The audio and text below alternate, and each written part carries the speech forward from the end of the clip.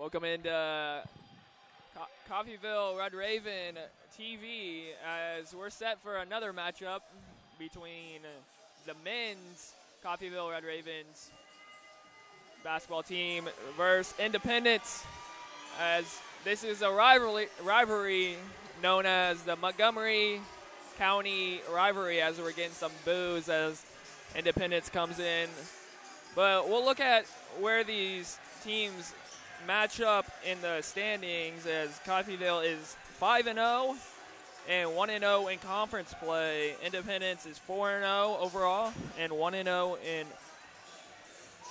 in conference play. As I'm Logan Mance alongside Zach Mitchell, and we should have a fantastic rivalry game, as the women's game turned out to be a barn burner. And do you think this one could potentially have the same context? There's been some classics amongst these two teams when they play together. I've been lucky enough to call a couple where Independence came in here in 2013 or 2012, I believe, and hit one on a buzzer beater offensive putback in a game that was in the hundreds. I've been here when a game broke out into a dunk fest. Basically, it was your turn, my turn. It was who can dunk the hardest and most often, and it ended up being like 114 to 106. I've been here when ICC was not so good, and Independence struggled to keep up with the Ravens, and it kind of went downhill quick. Today, based off of last year, CCC not the strongest team last year, at a 16-16 record. This year already 5-0. So they're looking like this might be a more talented team than last year, maybe a more cohesive unit. A younger team, a lot of freshmen. This ICC team dominated mostly by sophomores. It's mostly sophomore ran, including their star Tate Turner. So I think it's going to be close. I think the few sophomores CCC has on the team, remember last year the struggles against the team they've kind of not dominated, but kind of been the older brother to the younger brother for so long. It's going to be a good one. There's so many great classics between these two teams. It's going to be a fun night. Yes, indeed. Travis Washington, we'll look into some of the stats, and Travis Washington leading the Red Ravens in points, 13.4 with 6 assists per game. And Malik Keith, which comes off the bench, but he's still the second leading scorer with 12 points per game. And he's hit an average of 3 threes per game. So look for him to chuck up some threes. And Tedrick Wolf will round out the top 3 scorers with 12 points per game.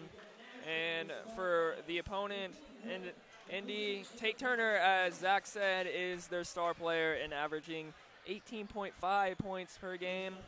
So look for him, the sophomore.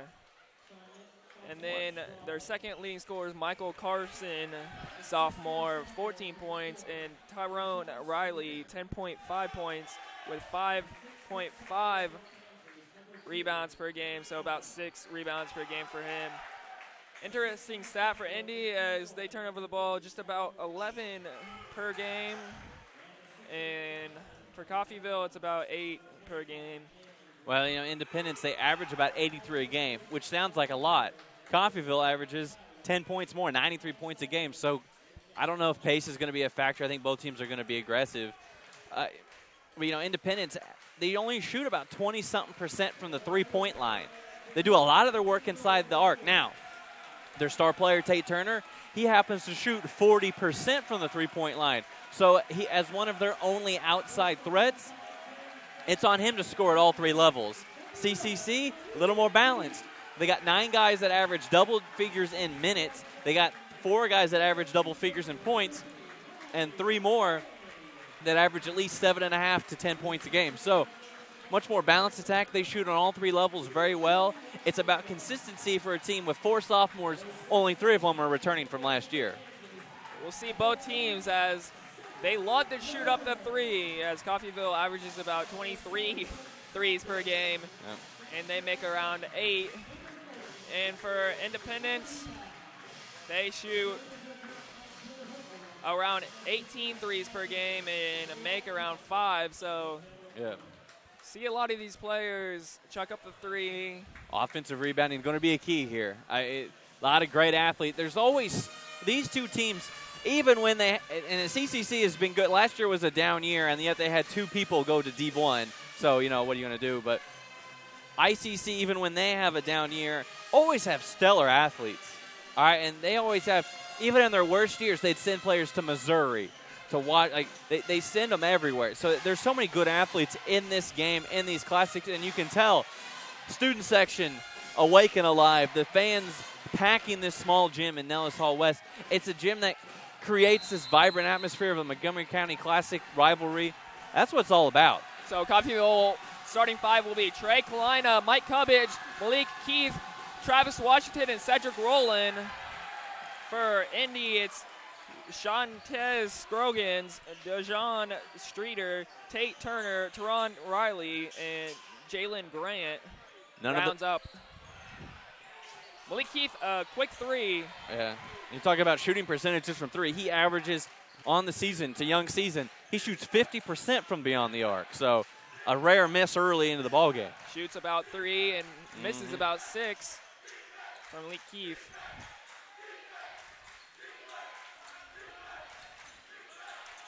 So Indy getting off a jumper. Well, and Kalina there kind of sitting back, the 7-footer, the tallest player on either team here, kind of sitting back in the lane there. Tate Turner just kind of goes right off of the screen. Nice, easy, open jump shot. Local kid, by the way, plays for his dad here at ICC, but played high school ball at Independence High School. So a local kid, he's been making jumpers in Montgomery County for a long time. The rare miss from mid-range. And leading scorer, so. Ooh. Quick 3 from Jalen Grant. That's off. Rebound. Good is Dejan Streeter, 6'4", sophomore to Niagara Falls. And I talk about consistency, and CCC gives up 2 quick offensive rebounds, despite the fact that Kalina out there is a 7-footer, and Cedric Rowland there is 6'8". Trying to get to Kalina. That's off his fingertips. Indy's ball. Well, there's a turnover. There's a missed 3 and a turnover. 2 offensive rebound allowances, if you will, for CCC. Not a great start in the first minute and a half. Shantez Scroggins will take it up for Indy. Tate Turner, their leading scorer. Off to Dejan Streeter. That is long. And the crowd's going to let him hear it. You can see the crowd is mixed with beach Ooh. people on this side. Travis Washington for 3, long. Well, and Keith gave him the pass, but he took a dribble before the shot, before he made the pass. Not necessary. Floater by Shantez Scroggins. That is good. And you can tell it's not a lightning fast game, but it's pretty quick. And both these teams wanting to get out and kind of showcase what they got. Travis Washington again. Ooh. That one is long Ooh. again. Boy, and off glass. Didn't really have a chance. So Indy will be getting their offense set. Streeter to the basket, and 1. Well, and that's just not the start Jared Herkelman wanted from his squad here. Now they're down 6 with a chance for an and 1 to go down 7. And defensively, they've been hit or miss, and offensively, they haven't really clicked yet. Coffeyville's bigs have not made an impact on the game as Indy has been easily getting to the rim and drawing fouls. Over the back call on Tyrone Riley. Well, Independence is not very tall out there. Jalen Grant, 6'8", long, bouncy. Everybody else 6'5", 6'4", 6'2", 6 foot. A kind of a thin, shorter lineup. But I don't know if this has anything to do with it, but nice looking jerseys, I got to add. The Pirates coming out in style. Mixed with colors. But Cedric getting to Cubbage. He can't finish. Kalina, the big fella, will have a chance at an and 1. Well, and Cubbage kind of dove out of the way of the contact, kind of going around it. Usually you do that to avoid the charge there. Just tried to avoid the contact, couldn't get the layup to go. But Kalina, the big man, you got to make him pay. You can really see what he can do on the offensive glass. Rowland with a quick check out. And now he's going to get a little coaching there on the sideline. I believe that is his first start of the year. Yeah, and Damian Taylor checks into the ball game, and the big man, Kalina, knocks it down to finish the three-point play.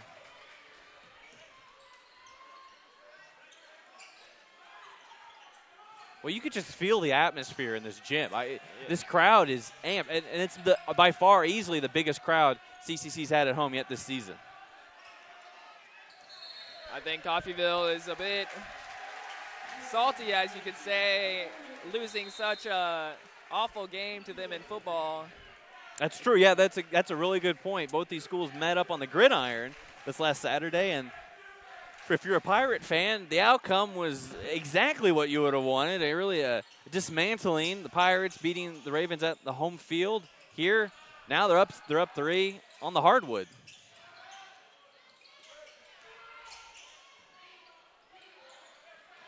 Travis Washington. Oh, nice pass. Back to Malik Keith for 3. Nice. That is good. Well, and you can see Washington, he's better against the man. But as he settles in against zone throughout the year, he set him up with the pass to Keith. Oh. The nice pass for Ice. Ice. Passing. Yeah. Jalen Grant will put that one home. And you can see when you don't get back on defense, they're in a press, but when the press breaks, if you don't get back, you're going to give up easy shots. To Trey Kalina. Nice. Good move. And there again, Washington not only making the good pass, making it a great pass because he ball faked to get the defense to move, and he gave it to Kalina to where the big man had to only turn with the pass into the little baby hook. So Coffeyville, a little run here, tied the ball game. Good passing from Indy. Well, Tyrone Riley will finish that one. Well, it's good passing, but there's not much resistance by CCC. The press is breaking, and they're not getting back into their lanes to when the other team's shooting layups, and not much easier. And that's going to be the second, I believe, on Riley, getting physical down low with a much bigger Kalina. You can really tell they're struggling with Kalina in the middle, being able to have the reach advantage. And a couple of sophomores are going to be checking in for CCC. Polian and Taylor are going to check in for Kalina and Cubbage. So the first two guys that actually know this ICC team are checking into the ball game. Well, Taylor misses one, kind of on a broken out of bounds play, but much more active. Tate Turner has 2 points on the day. You can see at ICC, the Pirates really spreading out the Ravens. Tate Turner, that is good. Oh, again, he makes 40% of them, and he takes a lot of them. So he's a very capable, very dynamic shooter. For 3. Oh! That is long range for Malik Keith. It's his second. Independence doesn't want to really play CCC man. The Ravens really good one-on-one, but if you're going to play zone, you can't give up top of the key threes. Coffeyville really good at those long-range threes, almost NBA range. Well, and Keith, when he steps right into it, there's not much you can do. Tate Turner just elusive with the ball. Yep. Oh, nice double. So 3 with shot clock winding down. And that was a great scramble by the Ravens to get back in position. Good no-look pass to Polian. He'll step back, leave it short, and there's a push. Well, and Polian, the pass didn't lead him to where he wanted to go, and the Pirates did a good job of kind of walling that off, but he didn't need the step-back jumper necessarily. However, the shot allowed in transition, that's the greatest point, that's the greatest opportunity you're going to get for offensive rebounds. And that's exactly what happened there. Taylor going for the boards, draws the foul, and that's the 4th team foul on ICC compared to only 1 for the Ravens. So Tedrick Wolf, which we like to call him the energy off the bench. Oh, boy. One dunk, and this crowd's going to go crazy. And if you're picking a guy to get a dunk, it's going to be him. Well, and Taylor being a little over-aggressive there, misses the shot, and then over the back call. That's pretty easy.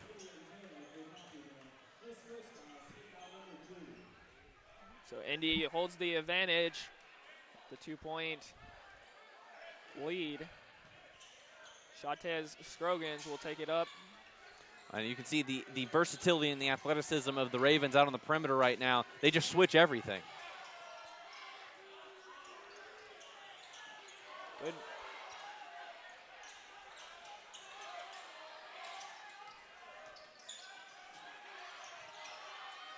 Get it inside for Indy. Jalen Oh, nice job by Taylor to not only wall him off, doesn't even foul, and then goes and gets the board. Great work there by the young big man. Now it looks, Independence has to go to their man-to-man defense, the zone. When CCC's hitting threes, they didn't have much of a chance. Jalen Taylor for three. Leaves it long.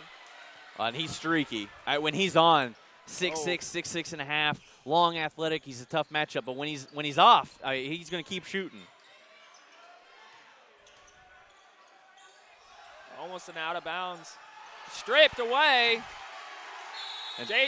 Jordan Taylor. Yeah, Taylor getting after it. I believe it's going to be Independence ball.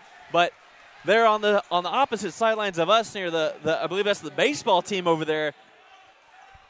It's pretty easy to be fired up if you got those guys screaming for you. It's pretty easy to get fired up when this is a rivalry game. Yeah. If you're just tuning in.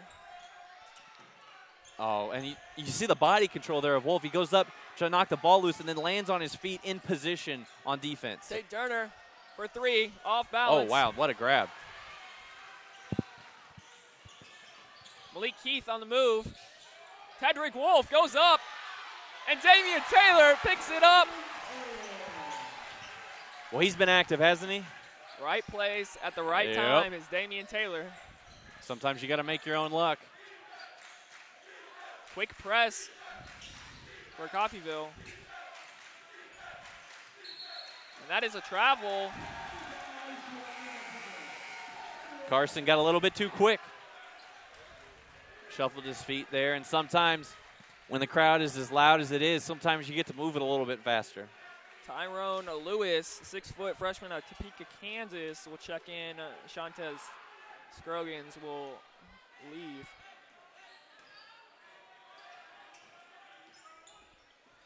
And Lewis nice move by Jordan Taylor. Yep. Polion picks it up. Yes, he does put it in. Well, right now, Lewis going up against Keith. Both those guys from Topeka. You think they played a little bit in high school? Streeter off to McCollum, and that's off back. And Polian complaining his case. There was an air ball, which if you're the air ball, the hardest shot to rebound if you're on defense. But they're going to call Polian for the foul. Basically, he tried to box out, and they said it's basically a loose ball foul at that point. A little too much contact. I always get confused by those calls, though, because if you're the defense, you're entitled to that position on the box out. How is it that he fouled? However, in a loose ball situation like that, too much contact. Streeter will get pushed to two quick fouls on Coffeyville.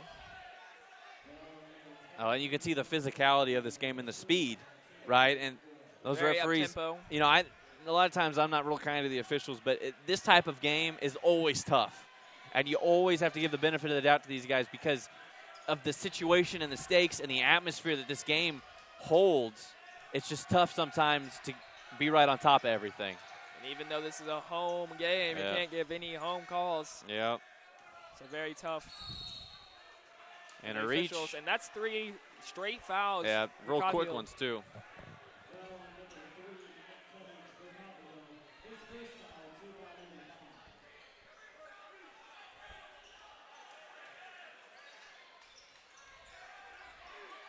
So 8 minutes in this game, Coffeyville racking up the foul calls.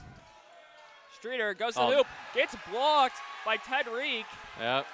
He's got blown by, but is a good enough athlete to recover. Polion with the jumper, and that will go out of bounds. That's a quick jumper. I maybe not need to get settled, but he's a capable mid-range shooter, so it's not that bad of a look if you can get an open look and you can take it in rhythm. Coffeyville holding the advantage, a 15-13 game. Well, and a take to the hoop, and he'll have a chance for a three-point play. Dejon Streeter.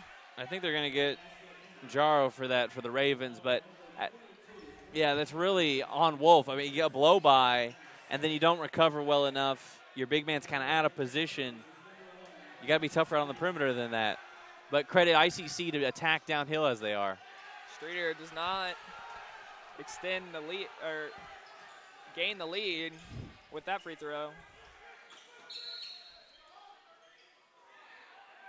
Now, the whistles are very common, I guess you could say. That'll be the 11th foul here in the game combined for both teams, and we've played about 9 minutes. At least these fouls have been on the floor, and we've not been sitting at the free throw line. That's true, yeah. These a lot of perimeter stuff. Yep, and that's going to be Taylor just stepped out of bounds on the cut.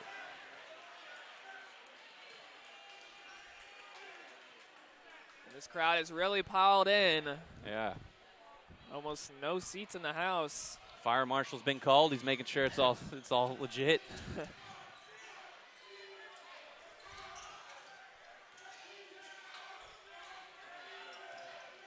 Streeter gives the feed off to McCollum. And that's some aggressive defense by Taylor out on the perimeter. Shot clock, off balance. Pullion can't on the ball. And that will be a jump ball with 3 seconds on the shot clock, and that is Coffeyville's ball. Yep, that's going to be a transfer. Now, really, it's not quite a turnover, but, on the defensive side, if there's a shot that goes up and then it ends up being a jump ball, it's almost kind of wasted possession because most coaches are going to say you should come down with the defensive rebound in that situation. So the fact that it had to be a jump ball, you're going to give possession back to ICC at some point later in the game. Coach Urkelman probably would have just rather them come down with the defensive rebound. However, good effort by the Ravens to be on the floor. Coffeyville will set up offense with 15 seconds on the shot clock. Tedrick Wolf on the move. Gets it blocked. Cubbage, jumper, long. Well, and Taylor. 4 seconds shot clock. Oh! Jordan Taylor. I've been watching a lot of basketball. I don't know if I've ever seen a sequence just like that. Where the ball almost went backcourt. And then he gets the steal. Finds Cubbage for a three. And that is long. He picks up the rebound. Oh, they got to slow down. Tedrick. Yeah, they got to slow down. They're getting a little too amped up here. And I think the ref bailed him out there. Well, ball was knocked loose. I think he recovered it on the out-of-bounds line, but still a lot of activity out there, a lot of aggressive play. We only got a 3-point game. So both teams will slow the pace down with the timeout. And Coffeyville up 3 with 9:49 left. Coffeyville entering the 1-and-1. And Indy at 5 fouls. Yep. Well, it's not the cleanest of basketball, but it's exciting. If you want to see up and down basketball, yep. I think you're in the right place. Well, and I think the score benefits Independence more right now. Coffeyville's out, And I want to know if it's just something. A lot of balls have been long and hit the back iron or the backboard. And we saw that in the women's game where that consistently happened. And we've seen it consistently happen in this game. I just don't know are they too up-tempoed because it's a rivalry game and they're we joked not around having a set shot. Yeah, we joked around in the women's game that somebody might have tampered with the goal because it was shots just going out that would normally fall. Here, I think it's the crowd. I think it's the other teams on the court. Independence versus Coffeyville, and I think it's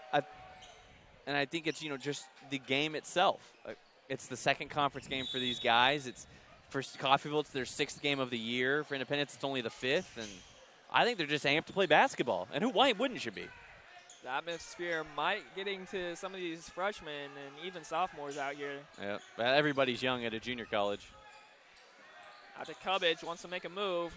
Washington takes his 3rd three. Oh! And it's good. His first of the night. Well, and it's a good thing he shot it because Kalina was down in the lane, and the big 7-footer wasn't exactly racing to get to his feet, so it would have been a 3-second call if Washington hadn't shot it. And that hang time on Travis Washington's shot. Yep.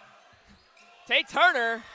Well, and right now they're just kind of picking on the big man. They're just spacing it out, and they're forcing him to guard out on the perimeter. The closeout was just too slow. Cubbage gets it blocked. Kalina picks it up. Can't get it to go. Gets it again. Oh, And some contact up top, but no call. Tate Turner, jumper, yes. Well, and his pull-up jumper is about as good as you're going to see at college basketball at the JUCO level. Turner, coach's son, so, well, he knows how to play all facets of the game, but that stroke in the mid-range is beautiful. So Washington hit a 3 last time. He Nice wants pass. Cedric. Cedric gets fouled, can't finish, but we'll have a shot at 2 shots at the line. But you can see where, against a man, Washington much more comfortable on the crossover, goes baseline, but draws the defense to him and able to dish the ball to the wide-open Rowland. Did a good job. Again, when Independence came out with that zone early, a little bit unsure of where to go with the ball. Cedric off on the first one. And now Independence going really short. No player out there taller than 6'5". Well, they list Carson at 6'6". I don't know. Cedric good on the second. If there's a time for Kalina for the Ravens to clean up on the defensive and offensive boards, it would be now, again, with about a half a foot height advantage. Tate Turner wants another one, steps back. Lino was right there to stop him. Good job by the big man. Streeter, that is good. It's a couple jumpers for Indy. Yep. Ties up the game.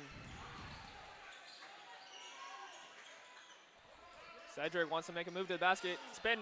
Oh, Kleina cleans it up. You thought it was a turnover, but Kleina was right there. Well, I talked about the size advantage, Kalina versus Independence's forwards, but Rowland at 6'8" and a big body against guard who's only 6'5". There's just Tate Turner gives it off. Yeah, and they're just moving up. They're moving the Ravens in space now. It doesn't matter so far in this game who the Ravens have out there on defense. Everybody's getting blown by, but right now they're just kind of picking on the slower forwards. So Kenya Guard comes in and gets his first points right off the bat. Malik Keith for 3. That is long. He's hit 1 today, but well, and you can see the difference there off the dribble versus stepping into it from a pass. Turner, another one. Sheesh. He's put up some points in these last few minutes. Well, and again, with no help from the bigs on those screens, the guards going underneath it, they're just begging to be, getting hit by those jumpers. You almost feel like every time Turner gets the ball, he's going to look for a shot and it's him. Put up one. It's him. It's Stretter. It's the whole guard community for the Pirates doing a good job of navigating those screens and taking good jump shots. So you'll see Travis Washington at the line. He's 1 of 3 from 3 today. And you'll see his high arcing 3 that has a hang time of just about 5 seconds or so. Yeah, he doesn't have a jump shot really. It's like a hop set shot thing. But he puts a lot of arc on it, and he's got a quick release because he's got to. At about 5'10", 5'11", he doesn't have a whole lot of height to work with to get the shot over taller, more athletic defenders. Streeter makes a move, and he can't finish, but will draw a blocking foul. Well, and that's going to be Rowland's second, I believe. And, again, he gets his first start of the season, and now he's got 2 quick fouls. But that's not really his fault. They're putting Kalina in those pick and rolls, and they're going at him. They're shifting the defense, and they're moving him side to side. The big guy just can't move his feet with those guys. So each team will be in the 1-and-1 the rest of the 7 or so minutes left. Streeter good on the first one. 6'4" sophomore to Niagara Falls, like I said. Yep. And look, CCC goes with 2 new bigs in there. Polin and Taylor Moore, rangy, bouncier guys that can maybe guard on the perimeter. You might not want to switch every screen, but you can definitely hedge more effectively.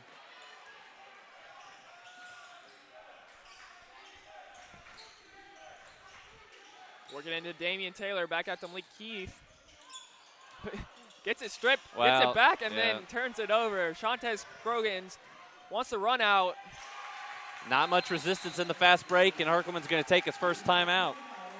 So Indy goes on a run and takes a 6-point advantage with 6:35 left. And we've really seen that just the up-tempo, up and down the court game where Indy's guards have really handled this game. Well, they're they've got Coffeyville out of sorts here a little bit, and they've got them kind of pressing. And right now, Coffeyville's offense isn't being as productive as they'd like it to be, which leads to them giving up easy points on defense. Right now, they got to get settled down. They got to take some good shots, and they got to make a basket. They've been on 24 for a little while, and once they settle down a little bit, maybe then their defense will get going. They can force some turnovers of their own, and all of a sudden, it's a foot race. And you really can tell Indy is not comfortable in the half-court offense. They're more of a transitional team, and Coffeyville's more of a half-court team, would you say? Well, Independence has been effective so far in the half-court. I would argue more because of Coffeyville's defense.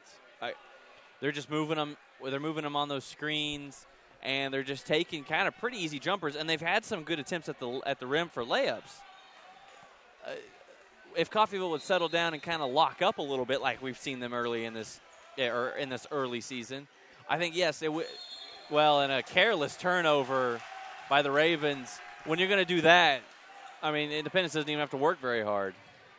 And Herkelman will definitely be not pleased with that turnover. Well, you call a timeout to get them situated, get them organized, then you turn the ball over on an inbounds pass right out at the timeout. That didn't look good. And Travis Washington makes up for it, and then he'll throw it away. Malik Keith wasn't looking for Turner. Leaves it short, and Scroggins will pick it up. Streeter can't get it to go, and Pullion will recover. Just a sloppy situation there. Turnovers and not being able to make a layup. Yeah, well, and also Coffeyville not securing a rebound on the first go-around. So that's not going on anybody's highlight reel, that last sequence. Malik Keith drives the hoop. That might. Gets it through a couple Indy defenders. He's so fast, isn't he, when he can go downhill?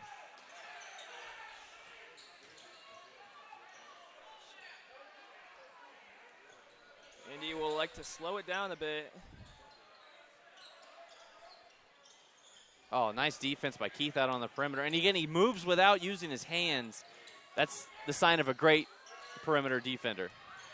Well, and then there's a sign of somebody who's not used to defending on the perimeter, and Taylor's going to pick up the hand check, got his arm caught in the offense, the offensive player's personal space. The guard play has been just electric for both teams. Though Coffeyville's guards have really struggled these past few minutes with turnovers. Yeah. But we're seeing quick guard play, get up down the floor and finish through tall defenders.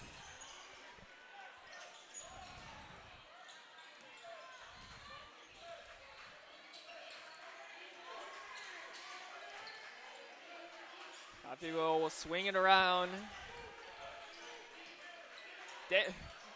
Washington from just a mile away.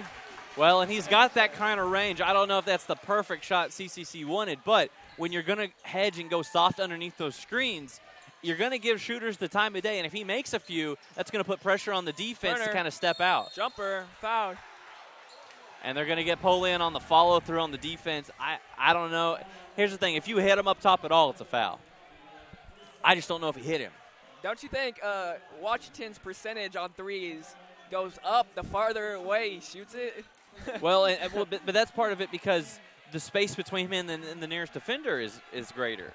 When nobody's in his face, he's good from 20, 25. He's got to create space, and the more he makes, the more the defense has to get in his space, which will allow him to use that off-the-dribble motion a little bit more, which will set up the bigs because he's such a good passer attacking the basket. So Tony Turner, in his fourth year of coaching for Indy, his son is at the line, and he made 2. Well, he don't miss very many free throws. And good players do not. So Malik Keith will get bumped. Well, and he's going to be shooting.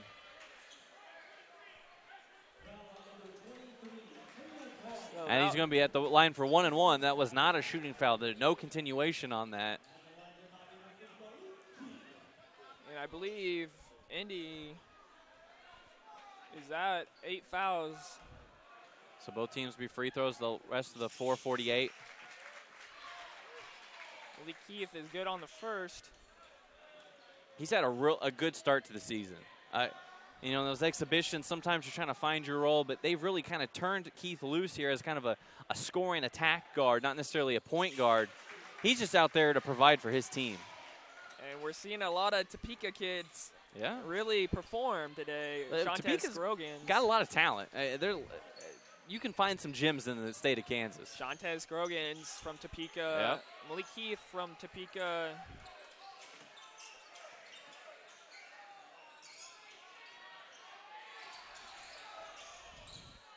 Turner for three. Too long. Oh, and then he goes the long rebound. Those threes, higher percentage of long rebounds. Guard will finish the layup from a good feed from Turner. Well, and there's not a lot of resistance at the rim and within that 5 feet. Oh, a nice move. And Damian Taylor can't finish, but we'll have 2 shots coming his way. You can see the effect, the strengths of Coffeyville and the weaknesses in about 5 seconds. Strengths, Keith, so fast, and the bigs run for Coffeyville. And he gets all the way to the rim, dishes it off for a chance for 2 for Taylor. But the weakness is not a lot of resistance at the rim against Independence. A lot of layups being made. And, yeah, layups are the easiest shot to make in the game. But at the same time, if there's not a lot of shot blocking, and when Kalina's out there, everybody about 6'8", they don't have that 6'10" rangy center that they sometimes have for the Ravens. So, again, a young team, mostly freshmen, are trying to get this thing figured out. So all these subs for Indy, and Turner has played the whole way. And you'll likely see him grab most of the minutes for Indy. Well, again, he's between the two teams here, he's the top scorer at 18.5 a game, a great shooter, and the offense runs through him. And I think that's the third on Carson. I think that's a moving screen. Oh, it's the second. My bad. Math is hard for me sometimes, I tell you what. Just under 4 to go, though. 2-point game, Logan. Yeah, it's looking like it's going to come down the stretch. Another long three for Washington. Well, but you can see there Tate Turner, 6'2", up in his face, and that was a tough shot by Washington, no matter where you're at on the court. Almost a bad shot, but Streeter will work his way in. Oh. And he'll have a shot at an and one. Well, and bullied his way there. Coffeyville arguing that he shoved off with a forearm. I'm not so sure he did. There's just a lot of contact there. I like the no call. But was there enough contact on the follow-through there, the third foul on Taylor? I'm not so sure that should have been a foul on that one either. So Ted Reek will probably most likely sub in for Damian Taylor.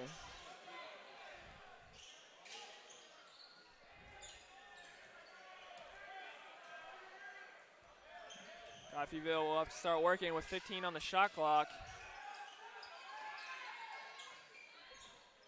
Malik Keith gives it off. And Charo kind of balance. Yeah, I forgot to bring the ball with him. And just nothing going for Coffeyville. Oh, they're going to get a reach on Jaro when it looked like he had all ball. I just think those fouls are ridiculous.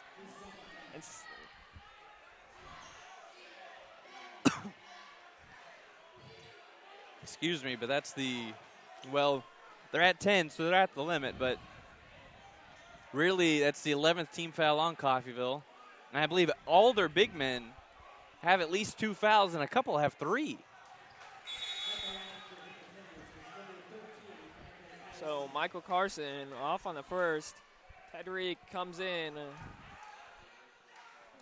for Damian Taylor, which has 2 fouls. So rightfully so, has to go to the bench.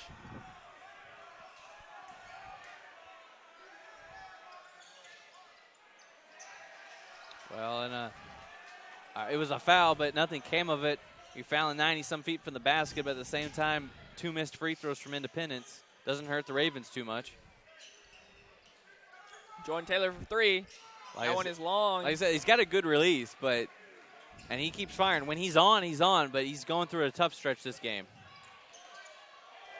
Good finish from Jalen Peds-Klux. Washington gives it off to Ted Reek. He can't finish, gets it back up and scores. Well, he blows the assist, but he pads his stats on the rebound, and the deficit's only 4. It feels like it could fluctuate between 10 and 2 very quickly. So 2 minutes left. Indy has the advantage, 4-point advantage. Turner's looking for a jumper. That is good.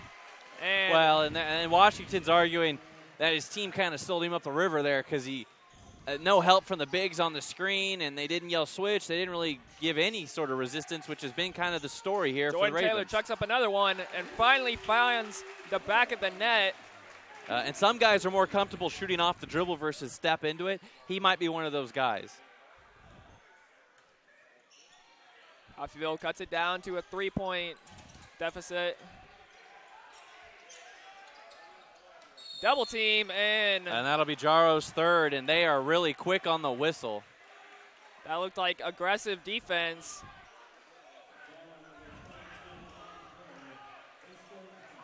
Yeah, and Coach Herkelman, and this is about the 10th time this half that somebody representing Coffeyville has argued for the referees to watch that ICC has been shoving off their players, kind of give that forearm to shield themselves and maybe gain some unfair advantage there. So a lot of Ravens arguing for the same call throughout the half.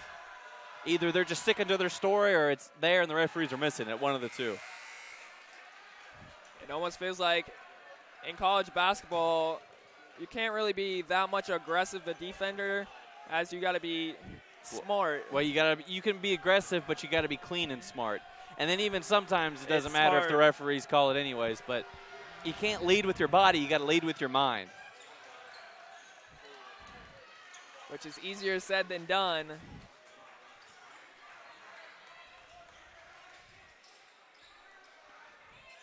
And some intense defense here by Independence out on the perimeter.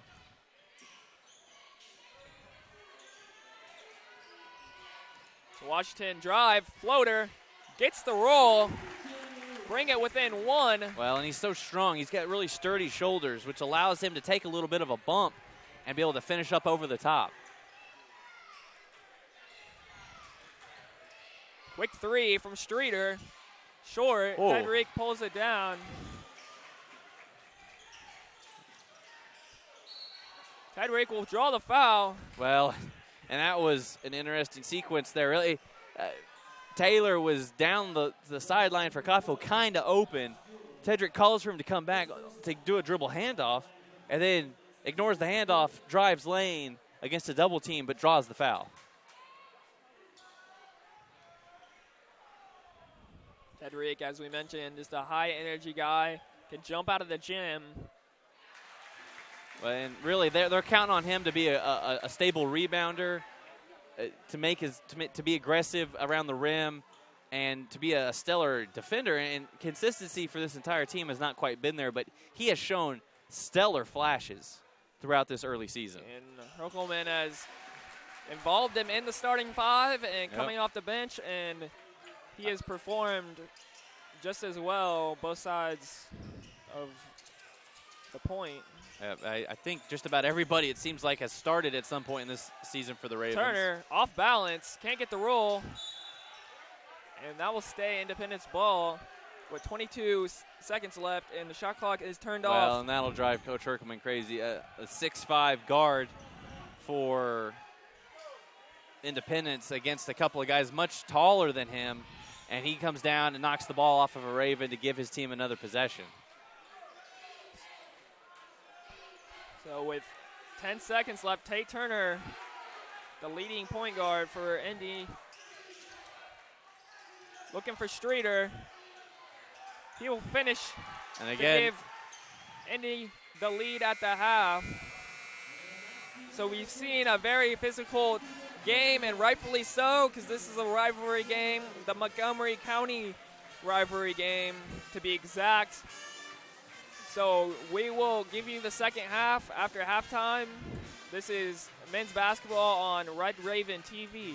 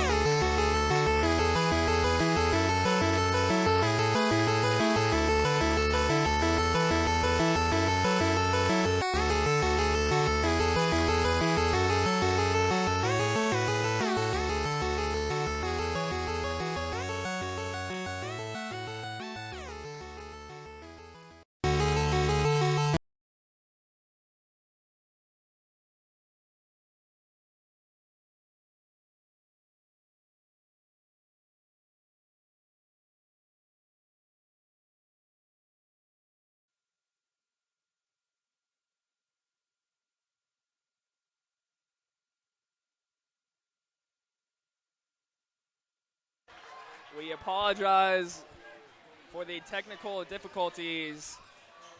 It is a tie ball game here at Nellis Hall. Malik Keith hit a big three, and he tries. Jaro up, and he will get fouled and go to the line for two.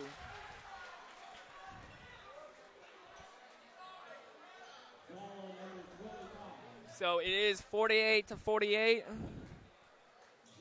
14:26 left.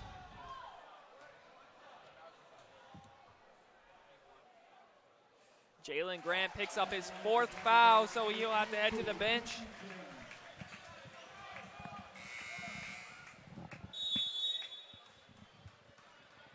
Tyreek Wolf will head into the game.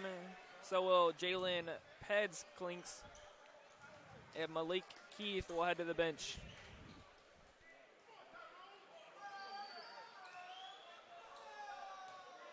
Twelve combined team fouls between the two teams. We've played about 5.5 minutes. Whistle still being a big part of this game.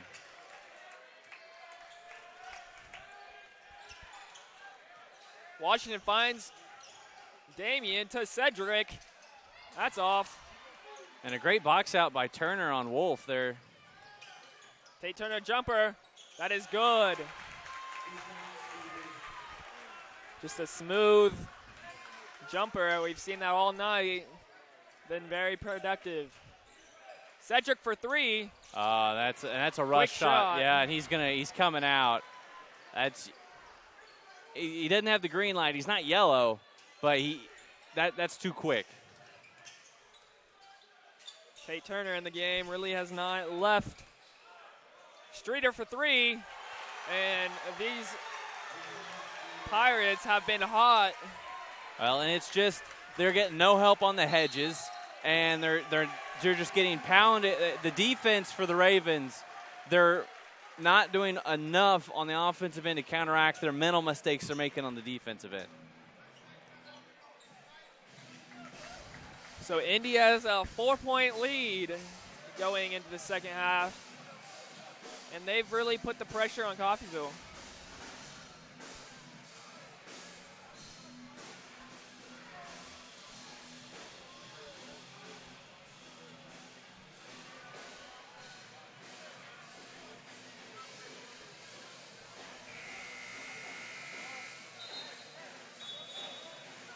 And you really saw what Coffeyville missed when Malik Keith went off the floor. And Malik Keith hit a big three to tie the game. And just about the next second, he came off the floor.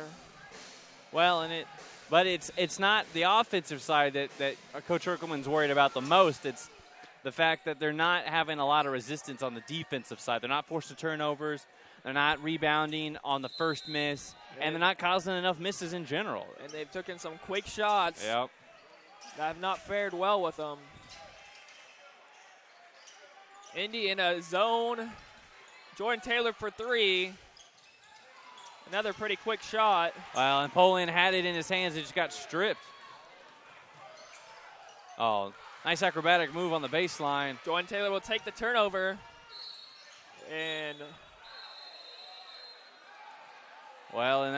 there's a foul and an out-of-bounds call at the same time. Well, if I'm a fan of Independence, I'm a little peeved because there were two officials within about 10 feet of that call that said the ball was out of bounds. The guy at half court, way behind the action, made the call that there was a foul. You could argue that wasn't his call to make. Second foul on Jalen Peds Clinks, 6'5", sophomore to Donaldsville, Louisiana. Jordan Taylor makes good of the first one. He's had a really good second half. He played well at the end of the first half, but he's had a very productive game. He's taken a lot of threes at a high clip. Yeah. But able to knock a few down. And as you saw, got that turnover. Well, defensively, he might be the best one out there tonight, and he's more of a scorer mentality than a defensive whiz, but he's done an excellent job. He uses his size to his advantage. Yep, and you can see his feet are real active. He's up in the, like I said, that's great defense right there. So Tate Turner will lead the charge, working his offense. Good jumper. Little long, and Jordan Taylor cannot corral it. Well, and there was no box out. It was basically let the ball bounce and see who has the best ups amongst the four of them down there, and ball goes to Independence. Tipped away. Looked like Coffeyville left before they even grabbed the ball. Miscommunication. Streeter will go to the hoop, draws a blocking foul on Pullian. Well, and that was a good call. He slid his feet, and he had no intention of making a play on the ball. His entire plan was to run in front of the driver, fall down after contact, and draw a charge. It's not a basketball play. Streeter did a good job going up strong anyways, and Pullian's just got to learn you either get there ahead of time and stand there and put your arms up, or you go for the block. But you can't just run in there. It was a good effort. Giving up your body for a team is usually a positive. He just got to learn the proper time to do that. And Herkelman will have to go deep in his bench. Pullian with 4 fouls. Yep. That will hurt them down the stretch. And he's a very active offensive rebounder, so that hurts the Ravens. And he's a sophomore. Yep. Streeter doesn't hit any of them. They struggled with free throws throughout the first half, only 3 for 12, left 9 points on the board. You know, and with Keith out for the Ravens, Independence can kind of sit in that 2-3 zone. Jordan Taylor. Oh! Athletic move. And he finishes. Well, that's next level. That's the guy you want to step up. Oh! Somebody is going flying. And they're going to get Roland on the block. He was set, whether his feet were outside the circle or not. That's the question. He was set. And he took the brunt of that. You can't give up your body any better than that. And that's his fourth. We just saw the replay, and it looked like Roland was pretty set. It's just where his feet were. And it did look like his feet were outside the circle. And it's tough. You got the size 18s. I know Nikes run small, but that's still a lot of feet out there to get outside the lane. And what a tough way to get your fourth foul. Oh, it'll be his third. There's a correction here. Only his third. So Pullian grabs his fourth, and then Cedric quickly grabs his third. And you'll see Coffeyville go to a smaller group. Well, the way Taylor's been playing, Jordan Taylor for the Ravens, if Coach Herkelman wants to go small, and he's bringing in Keith here. If he wants to go small, he absolutely can, because Taylor at 6'6.5", 6'7", long arms. Tedrick Wolf, a slight 6'4", but a good athlete. You can go small and get away with it. So Indy 3 of 7 from the free throw line. The second half. And I believe there's some blood on Mr. Wolf's jersey or something. They're going to stop play real quick and get that isolated and see if they get that cleaned up. You hate to mar one of those nice, sharp white jerseys for Coffeyville. They're really sharp, aren't they? And Indy's got some sharp jerseys with the different color combination. Like the fade in from the gold to the blue back to the gold. I like it.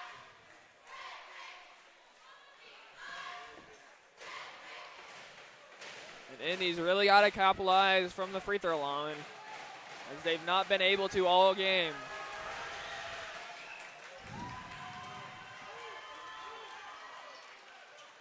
So Malik Keith back in the ballgame, and that is good looks for Coffeyville. Well, and right now, Taylor's streaky, but really with Keith, you only have the one three-point shooter. Wolf not much of a threat from outside, especially against the zone. Malik Keith pulls the trigger quick. It was a good look. The way he's been shooting, it is a pretty good look. Streeter, stop and go. And him and Tate have played just about the whole game together, and they've done a lot of damage from the outside.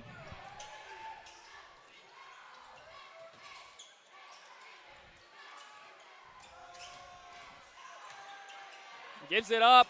Can't get it to go. Well. And Coffeyville just giving them too many chances. Well, and that was one of the best defensive rotation segments I've seen this whole game from Coffeyville. problem is they couldn't secure the defensive rebound until Taylor kind of bobbled it. They're going to get a reach in on Tate, I believe. And we'll see free throws at the other end. Yep, kind of bailed out, wouldn't you say? Excuse me, that was Streeter, only his first. You talk about playing clean basketball. So we'll see that a lot with this 11-13 to go. We'll have to walk to the other end and shoot some free throws.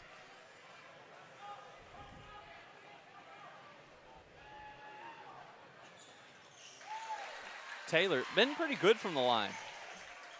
He's been the bright spot for Coffeyville in this close game, staying out of foul trouble, making athletic moves. Been very active.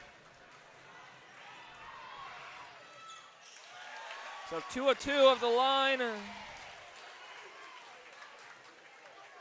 Coffeyville going with 2 sophomores and 3 freshmen out there.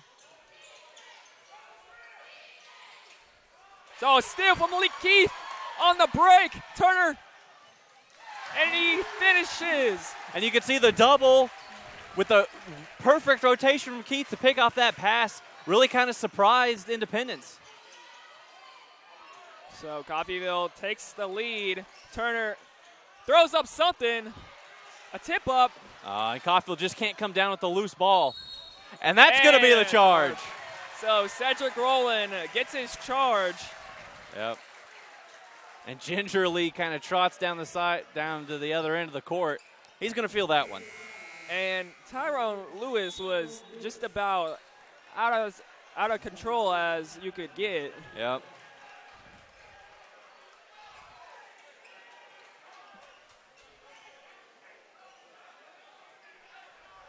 And that'll be his first foul. Bring Indy to 19 fouls, and Coffeyville is at 18 fouls. So Coffeyville will be at the double bonus the whole way through. Jordan Taylor with the ball. Malik Keith open. That would have been big. And good activity by Jaro down there. You see Wolf, you see Rowland. They're all kind of trying to crash the boards. With Keith and Taylor so long and athletic, you don't have to worry about getting beat down the court as much, especially Independence isn't really going to want to press their luck that way. They want to set up in a half court. And an official, there's a wet spot down there. Again, I think that's where Rowland kind of hit the court down there on the last time Independence had the ball, so he's doing the right thing, taking a precautionary measure, cleaning up the court. So you're just tuning in. Indy is 4-0. And Coffeyville's 5-0, and this is a rivalry game. So this will be a very heated matchup with this 10 minutes left. And it really felt heated with this crowd into this game. Packed house. You can feel the energy. Yep. Oh, and a nice pass, and they're going to get a reach on Wolf. Just a lot of hands in there. It looked like all ball, but it might have been a reach earlier from one of the posts to knock that ball loose in the first place. Either way, it's 1-1. These refs really trying to take control of this. Well, and now both teams basically in the double bonus. Both teams 19 fouls. The next to be the 10th, obviously. And now we'll go to the other end and shoot free throws for Coffeyville. Well, you got 10:04 left of this, pal. But you just think, when are these free throws going to really hurt Independence? They've only made 4 this half. And they made 3 in the first half. And they've had a lot of opportunities. It's not like they haven't been getting to the line. They just haven't capitalized on their opportunities. And speaking of not capitalizing, Rowland missing the front end. Both teams struggling. And it really feels like which team's going to make these big shots. Well, when the game slows down in crunch time, every possession, every moment, every opportunity to put even one more point on that board, it matters so much. And just missed opportunities kill you. Streeter, pull up. No good, long. And that's a great job by Taylor to come back on the wing to go back and rebound. That's what's going to take.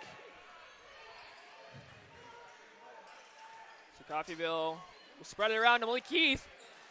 And he's been hot, but he's dried off. But he's got to make that, but Jaro cleans it up anyways. And that's the activity of a bigger – you talk about Keith's out there at 6 foot, but you got Taylor 6'6", Wolf at 6'4", Roland at 6'8", Jaro at 6'8". Oh, good hands from Taylor. Leads to a fast break with Wolf. Picked up by Roland, and that is good. And so a quick run for Coffeyville, a 7-0 run. And there you can see they're wearing them down a little bit. As a few Indy players have been out there quite a while. And you just wonder when. Yeah. And like Tate played the whole game. Streeter played a lot. And those quick shots are not what a. And then the Ravens are off and running. Lee Keith, pull up. That is good. Oh! So a 10-0 run from Coffeyville gives them a 10-point lead with 8:45 left. And you just figured, when was Malik Keith going to hit one of those? Well, he's missed his last few, but we're talking about a heat check. In transition, pull up, 10-point game. This game has been a game of runs. Each team has had a run of their own. And Coffeyville has a big one there. But look at the way Coffeyville made their run. They put in, Keith, great shooter. Missed, but not been hot today. Nowhere near his 50% for the three-point line. Tedrick Wolf, not a scorer. Jaro, kind of a role player big man. Roland averages 10 a game, but not an electric low-post scorer. Jordan Taylor, been hit or miss. It's a defensive mindset kind of lineup you put out there. You put out a lot of athleticism, a lot of big guys. They've crashed the boards lately. They've got out and gotten steals. And when it comes down to the half court, they crash the offensive boards to get easy putbacks. And I have a question. Did the refs go back and check? They did. And they made it a 2. So Malik Keith hit a 2 right there. I thought his foot was close to the line. And again, you got to play the red line, not the white. I think, I was sitting there wondering to myself, I didn't want to give them any extra information, but it looked close, and I'm glad the referees went back and fixed that. You want it to be as close to perfect as you can. And the refs have controlled this game pretty well. A lot of fouls. Oh, and then Wolf goes for the gamble. Inside. Oh! That is blocked by Tedrick. Carson had his floater blocked. And you don't see that often, but then again, you don't see athletes like Mr. Wolf often either. 15 on the shot clock. Lee Keith running the offense. And he thought about the 3. Nice back door. And he's fouled. Jordan Taylor will go to the line. And that's a grown man's backdoor cut because you're setting yourself up square through the contact. Now you try to go up and under and get cute with it. But I like the idea of initiating the contact early and to go into the lane to try to draw that foul. The help didn't come late enough, and Jordan Taylor will go to the line. And we got a timeout as Coffeyville up 64-55 with 8:07 left.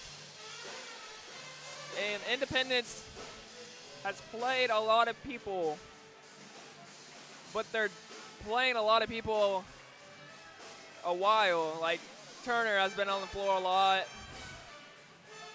Streeter has been on the floor a lot, and they don't really have a deep bench.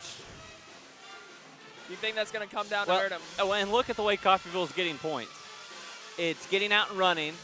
It's, backdoor cuts. When you're guarding somebody that moves a lot off ball, you got to be in a defensive stance not only when they have the ball, but when they're moving around. There, Taylor makes a hard backdoor cut. To be in a stance 94 feet, 40 minutes is tough.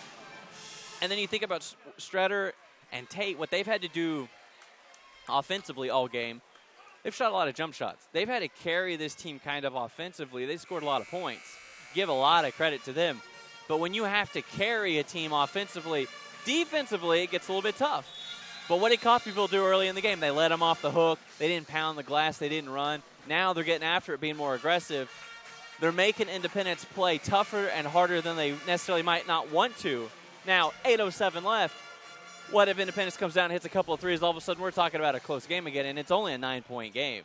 But right now, Coffeyville has seized that mythical power that we call momentum, and they're using it to their own benefit. So Coffeyville 4 of 7 at the charity strike this second half, 7 and 10 in the first half. Jordan Taylor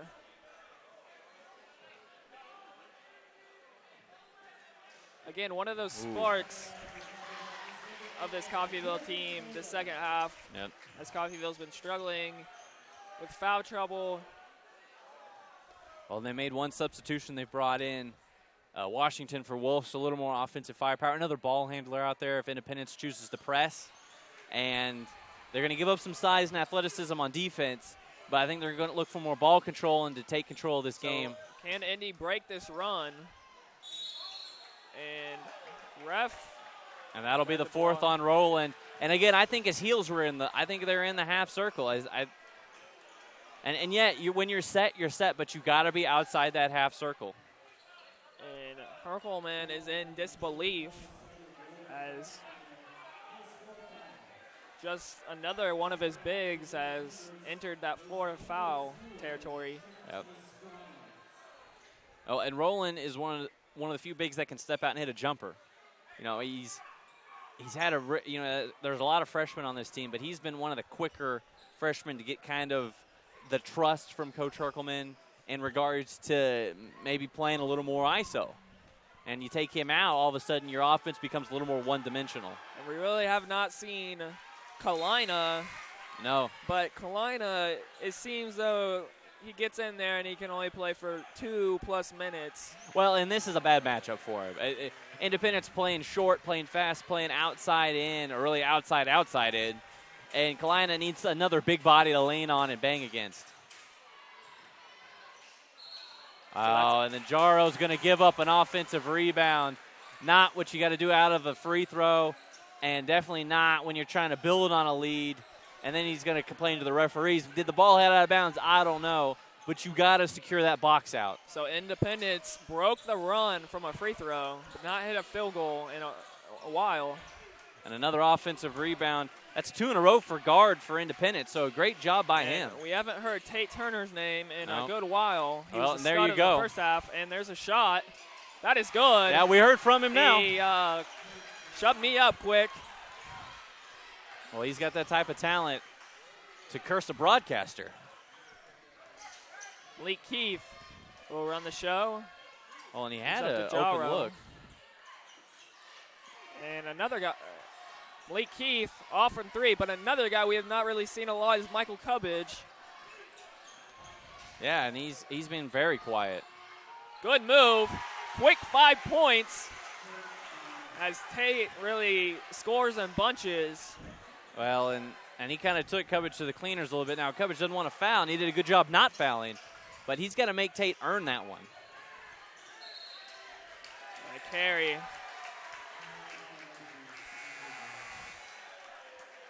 The one thing Coffeyville cannot do is relax on defense. Yep. Because they're in foul trouble. They still got to stay aggressive but smart. Well, and they got to secure some offensive rebounds. They let the last 2 kind of extended possessions go. 6:50, and every second is crucial for both teams. Tate Turner, leave it long. Malik Keith with the ball. Finds Cubbage. And the ball goes off of Independence. Yeah, that was. And timeout Independence. In 6:36, Coffeyville had a 10-0 run. And Tate Turner really turned that around and hit a 3, a couple 2s. Got this thing down to a 4-point deficit for Independence. Well, there was that timeout. And since then, Independence has crashed the offensive boards harder. And Coffeyville's had some turnovers and really a lackluster offense. So the script has flipped a little bit. Now, the Ravens still nursing a 4-point lead here. But they got to kind of get settled down a little bit and get back to playing the basketball that got them that lead in the first place. You really saw what Coffeyville did well when they went on that 10-0 run. Found Malik Keith open and found Cutters cutting to the basket and getting foul calls. And both teams have gone on a stretch where they couldn't hit anything, and then they went on a stretch where they hit just about everything. It's definitely a game of runs. And you look at, we got 6:36 left. That's a lot of time. But really the game has slowed down in both terms of pace and efficiency. I mean, it was 42-41 at half. Both these teams are set looking like they were going to get to the mid-80s, maybe 90s. And now, if it keeps going like this, it could be the first one to 75.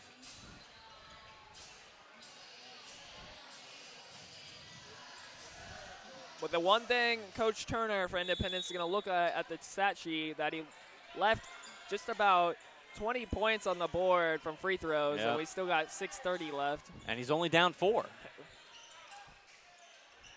So he could have a wide margin of lead. Oh, and then Lee Keith. Independence picks it up. Turner will get it back. Nice job to recover back. But again, that's not offense you want if you're a Ravens fan coming out of a timeout like that.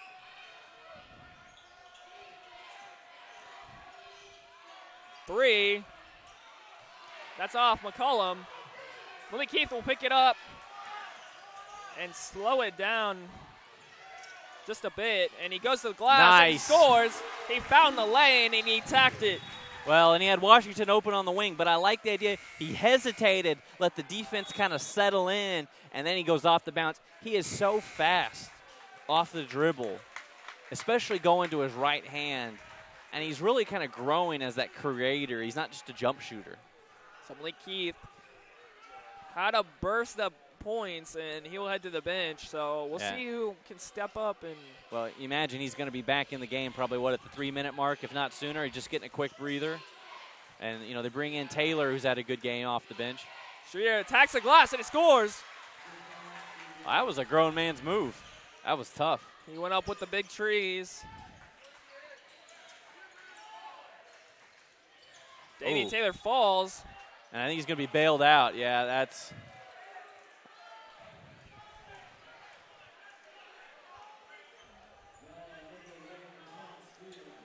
But that has gone both ways, with both teams have really got bailed out. Oh, you're not wrong. Sloppy plays have happened.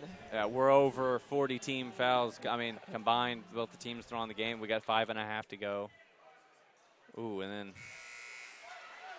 no arch on that one. So Herkelman taking a risk and putting Pullion in with 4 fouls.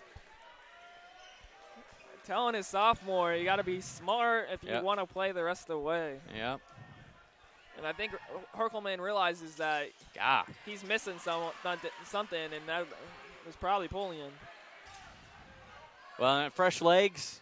You need fresh legs to rotate on defense to get those rebounds. Streeter attacks the glass. Jumper, and bodies flying, and Pullion. And he might have walked. He almost walked there on the rebound, but again, he gets the rebound just coming off the bench. Lucky for Coffeyville that they go out of bounds. Yeah, Washington was looking for Taylor in the corner. One of the easiest threes to make. Set your feet in the corner.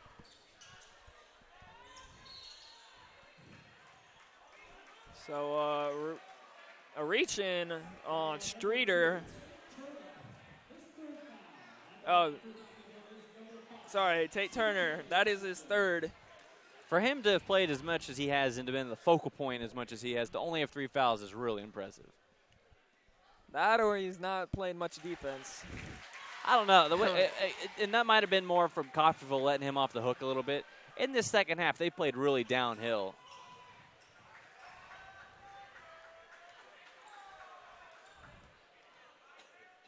So Washington could stretch this to a 6-point advantage, and he does. And you can see why he's in there. He's a really good free throw shooter and very calm and poised at the line, even for a freshman.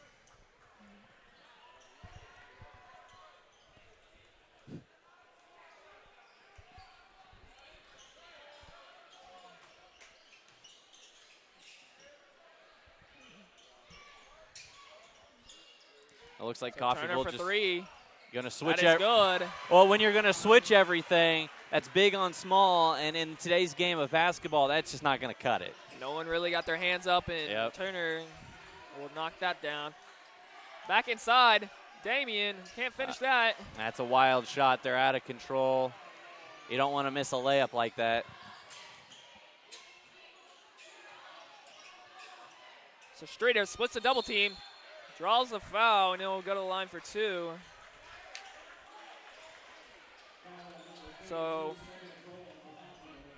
And that'll be his 5th. I don't think that's going to be the first person that fouls out this Probably game. not, no. As Roland comes in the ball game, and he should have 4. Well, and that's why the game of basketball, for so long people talked about it's only about the stars. It's only about the one player. No, it can't be. Turner's got 3 fouls, but he's had help for Independence.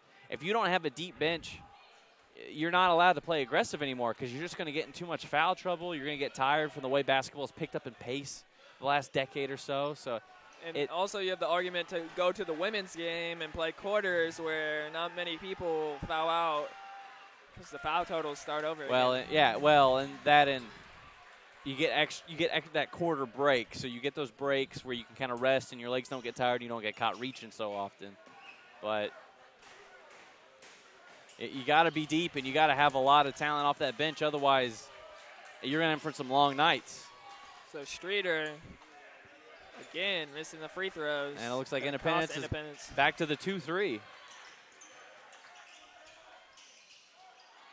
Pick up by Polian. He's going to go up with it. Well, and he created the contact. There was contact. Polian created it. Great job on the offensive boards.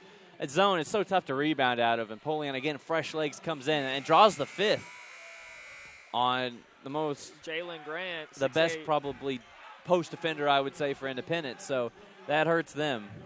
So Jalen Grant, their second tallest player on the team, and we haven't seen Victorio Pratt. So that's probably it from anybody taller than 6'6". And if you're thinking, if you're Coffeyville at this point, okay, their tallest, most athletic guys out of the game. Now would be the time to double down on getting offensive rebounds.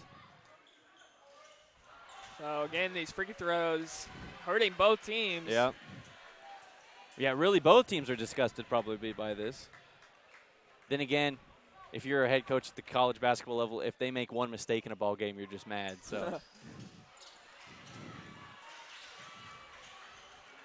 So only a one-possession game for Independence.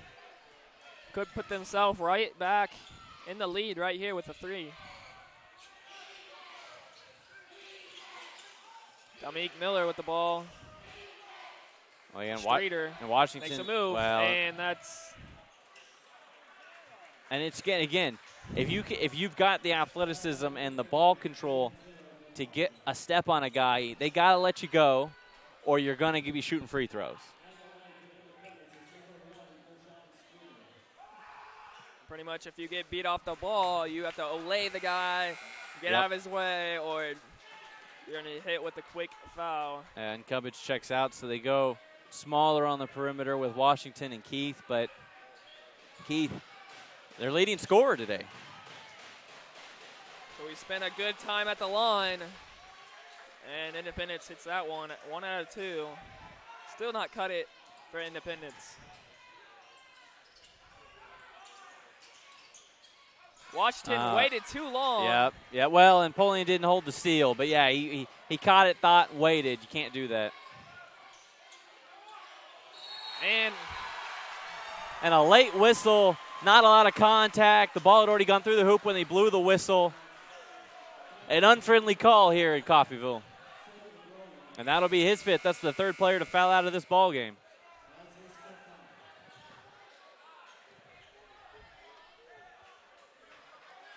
.317, Independence.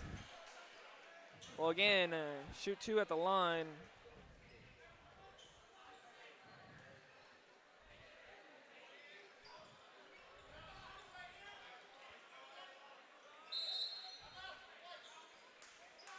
So full timeout for Herkelman. His team will probably use it as they're getting down to the nit and gritty. Yep. And I think for both teams, you have to be frustrated with these foul calls. It's not so much of an issue if it's consistent. And sometimes it's too consistent. It's a lot of fouls. Sometimes you think, well, they shouldn't blow the whistle. If your play dictates they call a foul, they better be calling those fouls. That's the reason the call is there. But when you're calling a lot of little stuff or a lot of things that are late or things that you should be called, if you're going to call it once, you better call it every time down the court. When you start missing those as officials, that's when you get into trouble. And that's when fans get disgusted a little bit with the way college officiating is nowadays. I like the new rule changes. I like the freedom of movement. I like the idea that players should be rewarding skill, not brute force. But it's just a process right now for all of us college basketball fans. See, I'm not a big fan because it's just like the NFL and college. There could be holding called on every play. Just like in college basketball, they be called a foul on every possession. So what are you going to do, call a foul every possession and sit at the line and shoot free throws the whole game? But we could go back to the old ways where it was 55-50 every game and people just clubbed each other to stop. I mean, it was an ugly brand of basketball that didn't promote athletic play or skillful play. It's up to the players to change the way they play. And it's up to them to understand on defense you can't hammer a guy. A lot of times you can't even touch him, which is, I would argue, is a little too extreme on the whistle. But you got to let them go. And you got to learn, once you're beat, you got to let them go. And if that means giving up open layups and dunks, don't get beat. So Independence uses the free throw line to get back in this game and get a lead.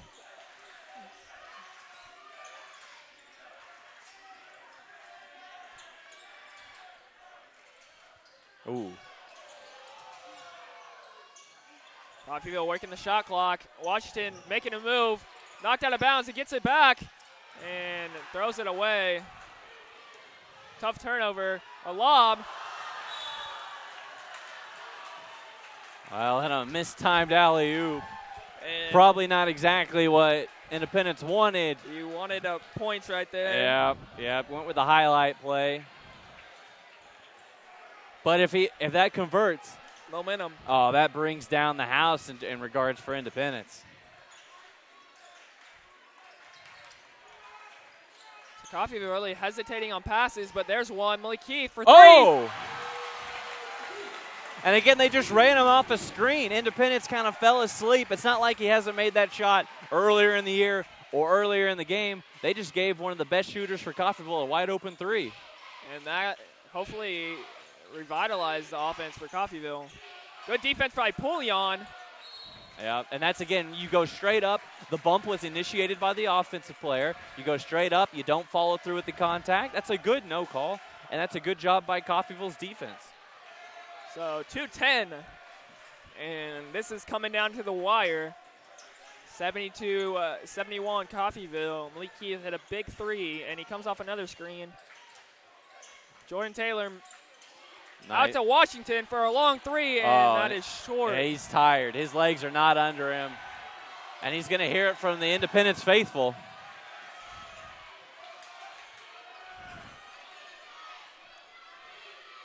Independence will slow it down. We've seen Turner score in bunches.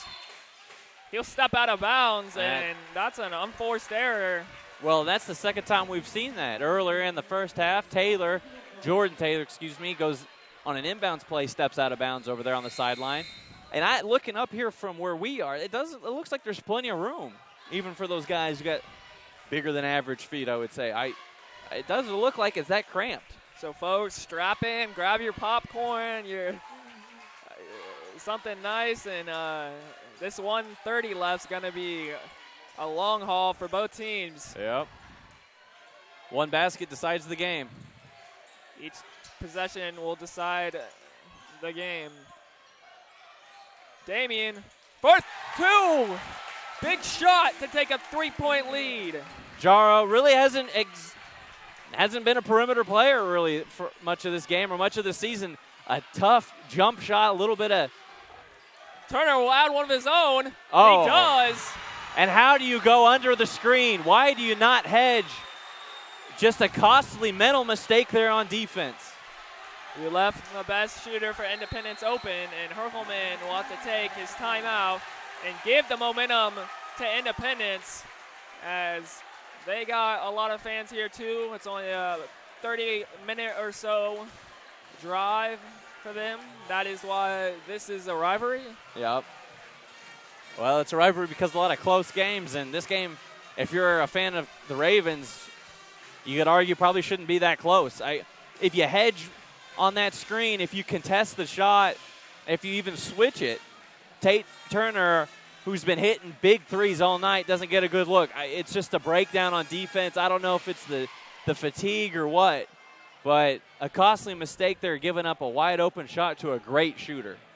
You just wonder, you got to hand up and contested that shot. Yeah. And it's not easy.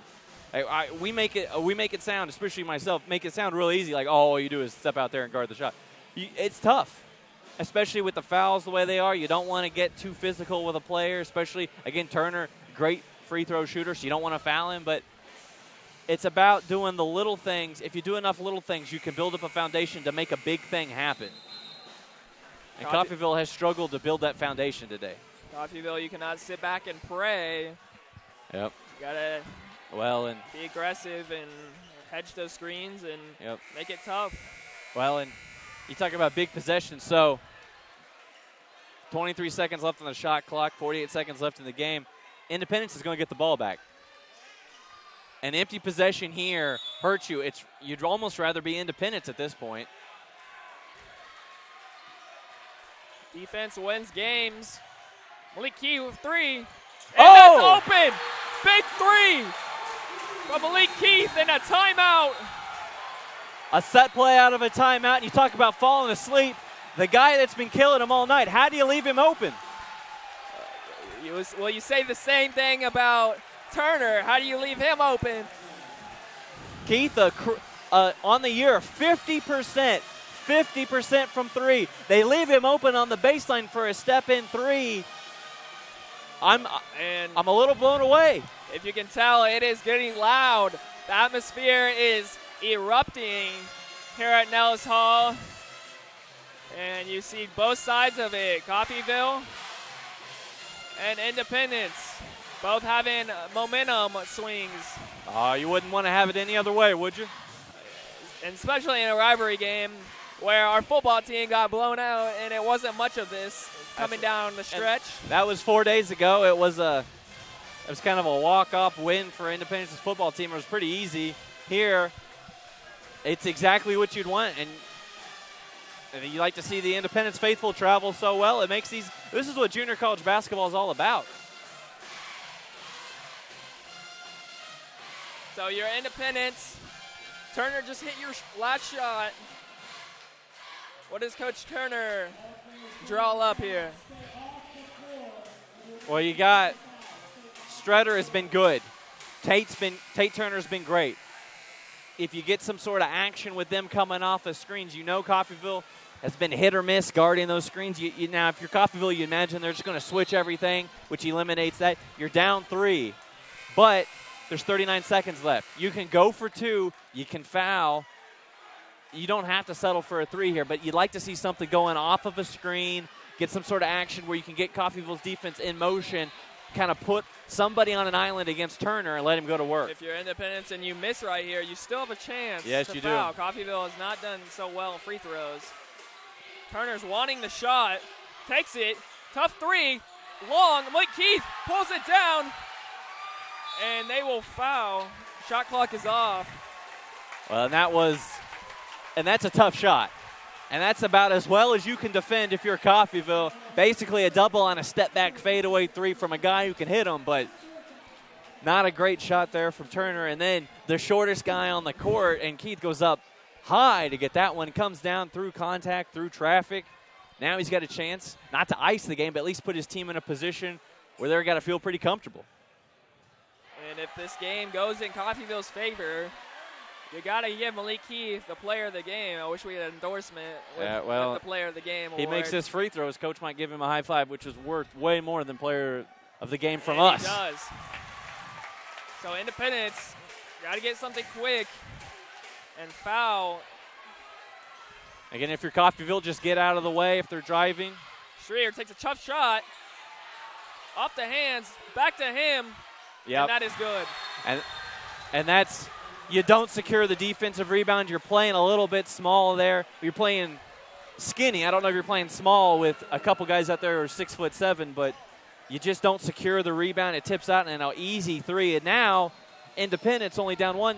Even if Coffeyville gets fouled and makes both free throws, you have a chance to tie and make this thing go into overtime. It was a good defensive possession for Coffeyville. You got your hands up. You made Schreier take a long shot. Yep.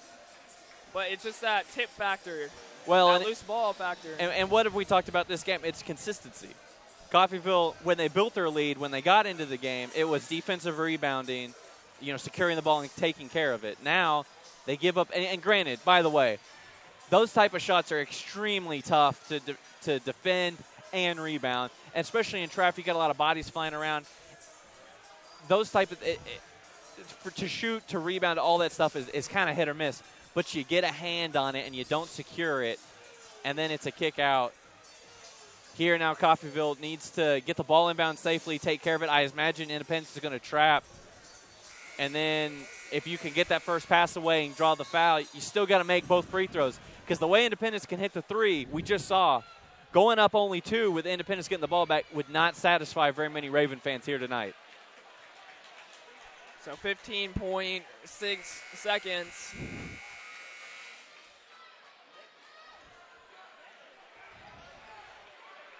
If you're both fans of both teams, you've probably already had a heart attack already.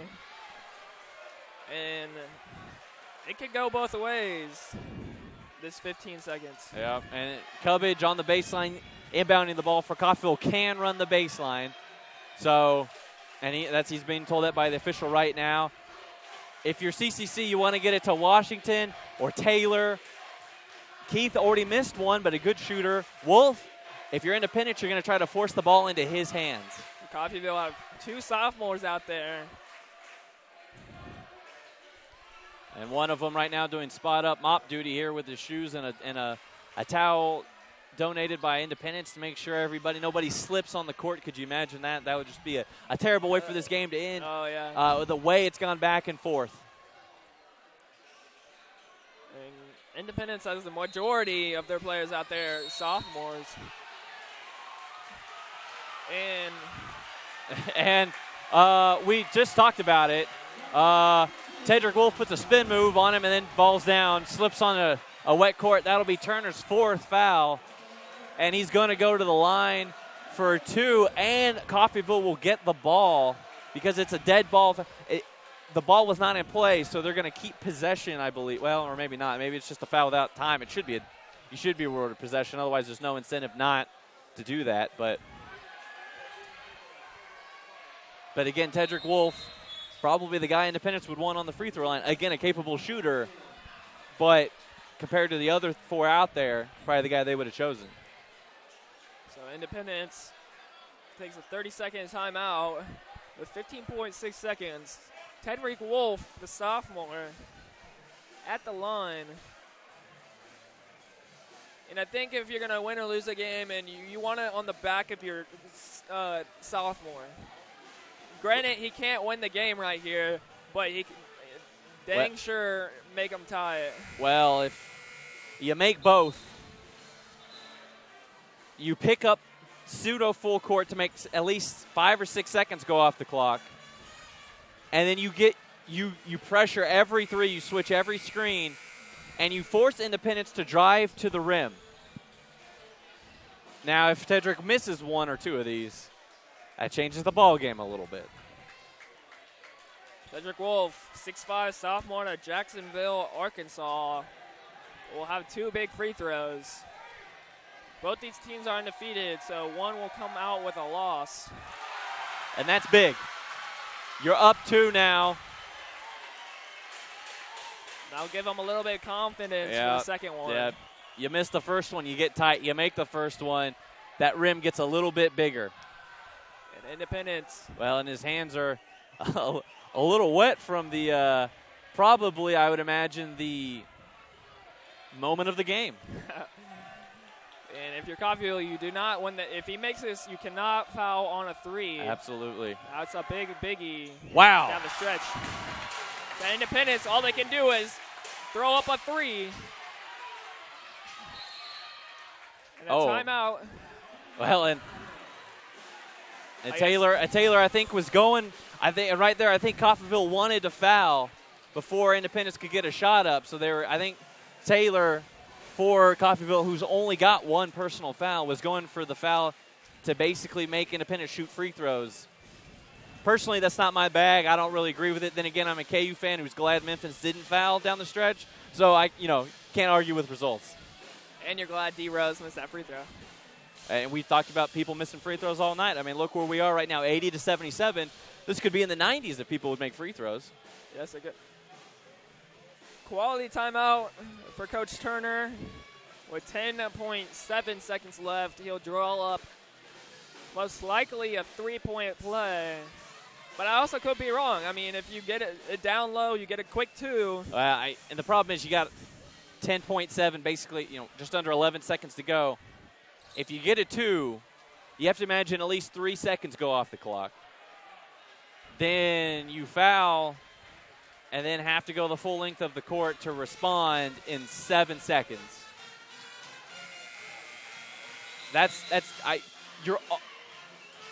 I would take a 2 if you could get it immediately.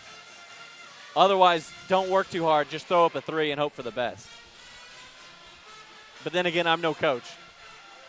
So what do I know? Yeah. So this 10.7 seconds will decide who comes out here undefeated or not.